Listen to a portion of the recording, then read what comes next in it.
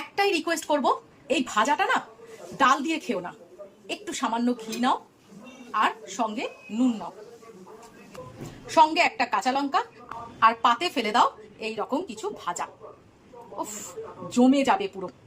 ডালটা দিয়ে খেও না, তাহলে কি হবে, এই পুরের ফ্লেভারটা আর স্বাদটা না একদম সেই রকম পাবে না। ঘি দিয়ে খাওয়ার চেষ্টা করো আজকে। এই তোমরা কোনোদিন পটল ভাজা খেয়েছো? হে, এবার মনে হয় আমাকে মনে মনে গালাগালি দিচ্ছ।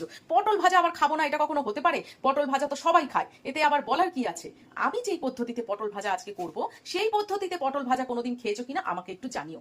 প্রথমে পটলটাকে অর্ধেক করে কেটে রেখে দিয়েছি। আগে দেখাই কি কি ইনগ্রিডিয়েন্টস নিয়েছি, তারপরে প্রসেস দেখাচ্ছি।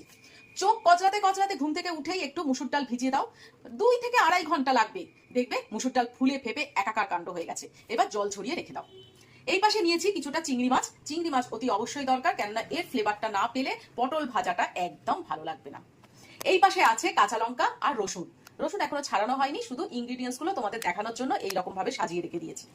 এইবারে বলি, পটল ভাজা তো সবাই খেয়েছো, কিন্তু আমি যেরকম ইউনিক প্রসেসে আজকে পটল ভাজা করব, সেই পটল ভাজা খেয়েছো কিনা একবার অন্তত বলো।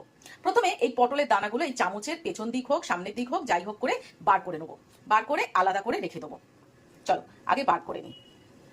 এটা গোটা পটল নয় যে বার করতে অসুবিধা হবে, একদম একটুখানি চাপ দিলেই সব দানাগুলো বেরিয়ে যাবে। 5 মিনিটও লাগলো না পটলের ভেতর থেকে এই দানাগুলো বার করতে। কারণ কি বলতো, এটা পুরোপুরি তো একদম অর্ধেক করা আছে, আর যদি আমরা ওই যে পটলের দোলমা করি তখন একটু ভেতর থেকে শ্বাস বার করতে একটু সময় লাগে। একদম সোজা পদ্ধতি, কোনো অসুবিধা নেই। যারা যারা এই পটলের দানার জন্য পটল ভাজা খেতে চায় না তাদেরকে দাও, আমি গ্যারেন্টি দিয়ে বলতে পারি একটার জায়গায় 5টা অবশ্যই খাবে। চলো এইবারে প্রসেসটা শুরু করি। পটলগুলো এগুলো ছোট ছোট একটু, তোমরা যখন এই ভাজাটা করবে পটলগুলো বাজার থেকে বড় বড় সাইজের আনার চেষ্টা করবে, তাতে কি হবে, পুরটা একটু বেশি পড়বে, তো তাহলে পটল ভাজাটা খেতে ভালো লাগবে। এবারে আমি কি করব, রসুনটা ছাড়াবো। কাঁচা লঙ্কা, রসুন, এই পটলের দানা, মুসুর ডাল আর চিংড়ি মাছ, এই কয়েকটা জিনিস একটু পেস্ট করে নেবো। জল ছাড়াই পেস্ট করব। যত জল ছাড়া একটু শক্ত শক্ত মাখাটা হবে, তত এই পুরটা এর মধ্যে ভরতে সুবিধা হবে আমার। সুন্দর করে পেস্ট করে নিয়েছি, দেখো একদম স্মুথ পেস্ট হয়েছে।